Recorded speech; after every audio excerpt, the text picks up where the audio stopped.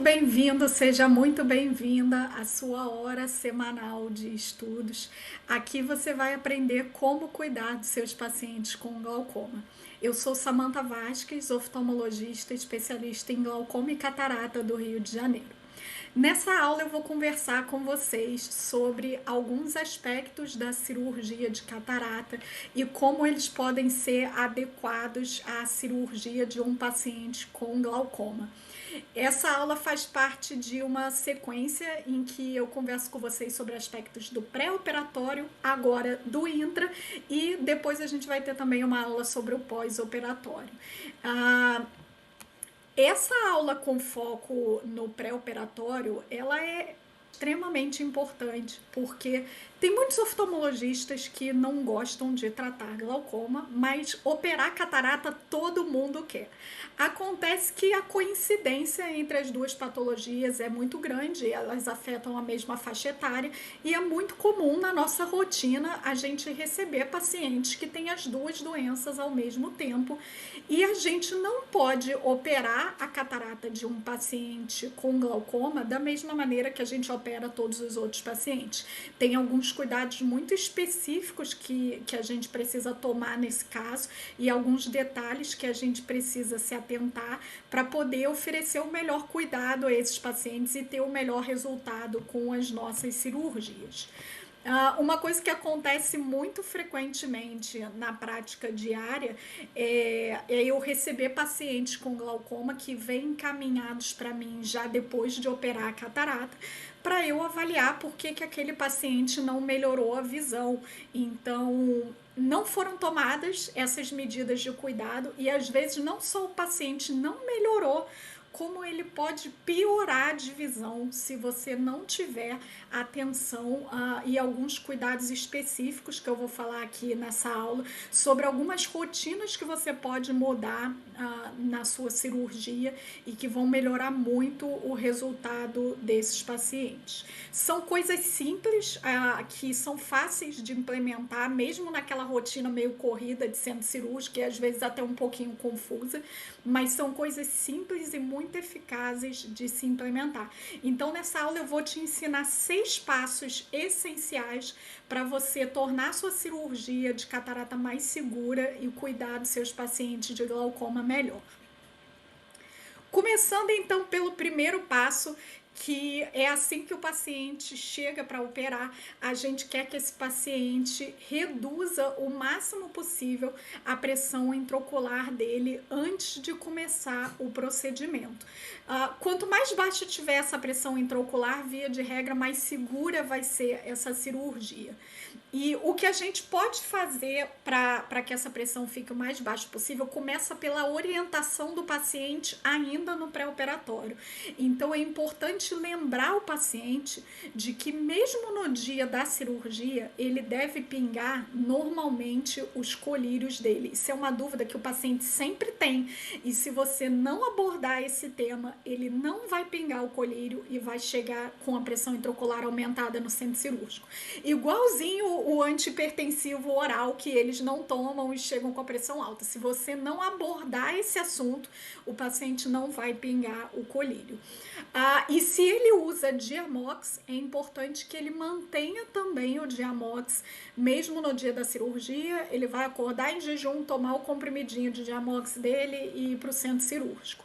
Além disso, uma outra rotina que eu faço é de correr um manitol intravenoso em todos os meus pacientes de glaucoma, mesmo se eu não vou operar esse glaucoma, mesmo se é um glaucoma controlado e que eu vou fazer só uma cirurgia de catarata isolada, mesmo assim eu corro manitol em todos esses pacientes. Isso daí eu faço como padrão. Manter a terapêutica de colírios, se usa Diamox, manter o Diamox e fazer o manitol em todo mundo. Uma outra opção adicional que eu lanço mão com bastante frequência e que ajuda bastante e que muita gente não sabe desse macetinho é o uso da clonidina. A clonidina eu não faço de rotina para todos os meus pacientes de glaucoma. Por quê? A clonidina ela atrapalha um pouquinho a dilatação pupilar, então eu não uso como rotina. Mas se eu já fiz toda aquela minha rotina de colírio de amoxicilmanitol e mesmo assim quando eu palpo aquele olho eu ainda sinto que aquele olho ainda tá um pouquinho durinho, eu ainda gostaria que tivesse um olhinho mais mole, aí eu faço uma clonidina intravenosa, já sabendo que pode ser que a pupila feche um pouquinho, mas em geral não é nada absurdo que impeça a cirurgia. Mas se você tem um pouco mais de dificuldade com pupila pequena, talvez a clonidina não seja uma opção tão boa. Mas a clonidina ela tem até muitas vantagens em relação ao manitol. Os anestesistas costumam considerar ela como uma droga mais segura do que o manitol e ela faz efeito muito mais rápido. O efeito da clonidina é quase que imediato, não é que nem o manitol que a gente precisa ficar deixando correr e parado lá esperando enquanto aquela pressão abaixa. A clonidina ela tem efeito muito mais imediato. Então, uma droga que eu gosto bastante, que eu uso bastante. O próximo passo, esse paciente chegou no centro cirúrgico, fez lá suas medicações todas, vai começar a dilatação da pupila e também tem alguns comentários interessantes que a gente precisa fazer sobre esse assunto. Uma coisa que vocês precisam ter em mente é que paciente com glaucoma, em geral, não dilata muito bem. Então, se operar com pupilas pequenas não é na sua zona de conforto, talvez seja interessante você referenciar esses pacientes ou ter um colega disponível ali para você no momento da cirurgia para te auxiliar. Esses pacientes de glaucoma, eles muitas vezes usam brimonidina. Brimonidina, ela tem um efeito de prejudicar a dilatação pupilar. Na verdade, da mesma forma que a clonidina, inclusive. A clonidina também é um antagonista, da mesma forma que a brimonidina, por isso que ela baixa a pressão ocular. E essas drogas atrapalham um pouco a dilatação pupilar.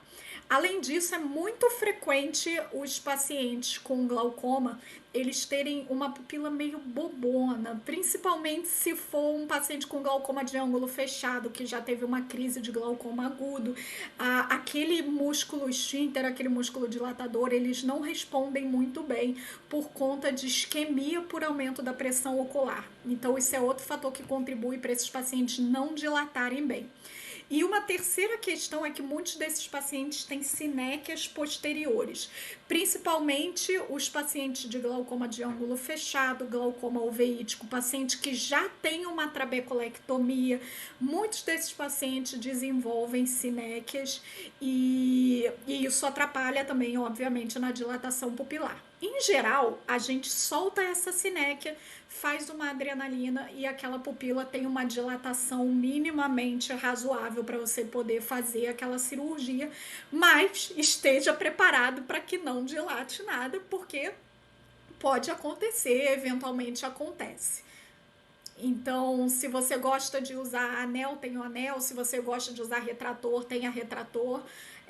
Eu não costumo usar, eu tenho muito hábito de operar a pupila pequena, porque operar esses pacientes de glaucoma é a minha rotina. Então, como eu estou muito acostumada, eu normalmente não uso nenhum desses recursos, eu faço com a pupila pequena mesmo. Mas se você usa, tenha lá, porque pode ser que precise. O próximo passo agora vai ser o preparo anestésico desse nosso paciente. Então, a gente começou com uma preparação medicamentosa de reduzir a pressão ocular, de dilatar a pupila. E importante, aliás, eu falei que eu faço manitol em todo mundo, é importante que isso seja feito antes do procedimento anestésico até.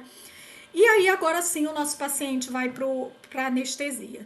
É importante sempre que possível a gente dar preferência para a anestesia tópica, colírio, gel e evitar fazer o bloqueio anestésico, porque o bloqueio anestésico ele pode aumentar a pressão do olho, principalmente em olhos pequenos. Isso é bastante complicado, que não tem espaço ali naquela órbita, e qualquer volume mínimo de anestésico já vai aumentar a pressão desse olho, além da toxicidade medicamentosa da droga anestésica para o nervo óptico. Então, sempre que possível, eu prefiro fazer anestesia tópica. Nas situações em que eu preciso fazer um bloqueio, por exemplo, se é um paciente que eu estou pensando em fazer uma esclerotomia profilática para evitar hemorragia expulsiva. Se você quer saber as indicações, eu falei na aula do pré-operatório. A esclerotomia eu vou precisar cauterizar, eu vou manusear a esclera, é um procedimento mais doloroso. Eu já fiz com anestesia tópica, mas eu prefiro fazer com bloqueio. Mas tem que ser um bloqueio de bem pouquinho volume, até porque se eu tô fazendo essa esclerotomia já é porque o olho é pequeno. Então, se eu fizer muito volume, isso vai até aumentar o risco de o paciente ter uma hemorragia expulsiva. Então, se tem uma situação que eu vou manusear mais, se eu vou querer fazer uma vitrectomia nesse paciente, se é uma cirurgia combinada, se é uma facotrec e eu vou querer um bloqueio anestésico, nessas situações, o que eu sempre converso com os meus anestesistas é que façam o mínimo possível de volume, só mesmo para garantir uma analgesia de conforto para o paciente, certo? Mas sempre que puder, se for só uma faco, se você pode fazer só com anestesia tópica, faça só com anestesia tópica. O quarto passo é agora já no ato cirúrgico em si. A gente precisa aprender a lidar com a câmara rasa desses pacientes com glaucoma, e isso é uma das grandes dificuldades que eu vejo os cirurgiões com menos experiência terem, porque quando o paciente tem uma câmara rasa, o que automaticamente o cirurgião quer fazer é encher aquele olho de viscoelástico, botar bastante metilcelulose para poder abrir aquela câmara. E isso não só não funciona, como ainda vai tornar a sua cirurgia ainda mais difícil, vai começar a herniar a íris, toda vez que você encostar na incisão, aquele viscoelástico vai sair todo para fora, e porque o olho está hipertenso, e aí você vai ficar naquela briga de bota viscoelástico, tira viscoelástico, íris herniando, e aí a íris vai começar a sangrar e vai virar aquela bagunça naquele olho lá. Então, parcimônia na hora de colocar o viscoelástico. Não faz aquela coisa de enchendo o olho de viscoelástico até transbordar o visco, aí você para de colocar. Não. Coloca o suficiente para formar ali uma câmara razoável, sem exagero. Porque se você tentar forçar a barra, vai piorar a situação. Então, a câmara é rasa, paciência, lide com ela. Se ela é tão rasa a ponto de você não conseguir lidar com ela, o que eu recomendo é que você tenha sempre nesses olhos pequenos uma sonda de vitrectomia via paz plana disponível, porque o que você pode fazer é um procedimento muito simples de descompressão de vítreo, não precisa ser retinólogo para fazer isso. Aliás, todo bom cirurgião de catarata precisa ter um mínimo de amizade com uma sonda de vitrectomia, de entendimento com ela, para poder sair dessas situações difíceis. Então, se a câmera tá tão rasa a ponto de você não conseguir fazer uma cápsula Rex com segurança, então talvez seja interessante você entrar com uma sonda de vitrectomia e fazer uma descompressão posterior para jogar esse cristalino para trás e abrir a câmara a ponto de você conseguir fazer um manuseio de segmento anterior com segurança. Então, a vitrectomia, em alguns casos, ela não é um procedimento específico do retinólogo. Afinal, já que a gente opera o olho, a gente tem que saber mexer um pouquinho de tudo também. E eu acho um conhecimento essencial para um cirurgião de catarata, principalmente para quem opera esses casos difíceis, tem que ter um conhecimento de manuseio de sonda de vitrectomia, sim. Bom, o quinto passo agora que eu vou conversar com vocês é sobre o tempo cirúrgico desse procedimento. A quinta dica que eu dou é que a sua cirurgia ela precisa ser o mais rápido possível, principalmente o seu tempo de caneta dentro do olho. Quando a gente está com a caneta do Faco, com a caneta de ar, aquela pressão de irrigação do BSS dentro do olho, aquilo faz um aumento abrupto e significativo da pressão ocular. Pressão ocular pode chegar a 60, 80 milímetros de mercúrio, às vezes até mais, dependendo de qual faco você está usando. Então, algumas sugestões. Usem um faco de preferência que tenha o controle de pressão intraocular, mas eu sei que isso não é uma realidade para todo mundo, para todos os serviços, mesmo para mim não é uma realidade em todos os lugares que eu opero, mas se possível, use um faco com controle de pressão intraocular e independente de qual faco seja, o seu tempo de faco e de IA, ele precisa ser o mais curto possível para você deixar o paciente submetido a essa pressão intraocular altíssima pelo mínimo de tempo possível. Na verdade, todo o tempo cirúrgico, o ideal é que ele seja o menor possível, porque vai ser um menor insulto inflamatório, menor necessidade de corticoide no pós-operatório, menor inflamação no pós-operatório e com isso o paciente vai ter menores pressões intraoculares no pós-operatório em geral, se o seu tempo cirúrgico como um todo for mais curto. Mas o mais importante mesmo é o tempo cirúrgico com a caneta no olho. Esse precisa ser realmente um tempo cirúrgico mais curto e reduzido possível. A dica que eu vou dar para vocês é em relação à aspiração do viscoelástico. Uma das causas mais comuns de pico hipertensivo no pós-operatório é resto de viscoelástico. Isso é uma coisa que é boba, que é simples de ser evitada, então não tem por que isso acontecer, a gente tem que ter uma atenção especial com isso, em especial nos pacientes com glaucoma. Então, aspirar muito bem o viscoelástico no final da cirurgia, mesmo quando você achar que não tem mais nada, aspira mais um pouco. Quando você tirou a caneta de ar do olho que foi hidratar a incisão e apareceu aquele restinho de viscoelástico, não seja preguiçoso, lava, aspira novamente, porque isso vai te dar uma tranquilidade de pós-operatório com esse paciente. Importante aspirar embaixo da lente intraocular. Eu recomendo até que faça isso de rotina com todos os pacientes, mas se você não faz com todos, que faça pelo menos com os seus pacientes de glaucoma, porque depois que você começa a aspirar e que você percebe a quantidade de viscoelástico que fica ali e faz diferença aspirar esse viscoelástico de atrás da lente, porque se você não aspirar, em algum momento aquele sistema de drenagem daquele olho vai ter que absorver aquele viscoelástico e nesse momento ele vai passar por um aumento da pressão intraocular. E não adianta nada você ter todo esse cuidado de aspirar bonitinho lá o seu viscoelástico, não deixar nenhum restinho.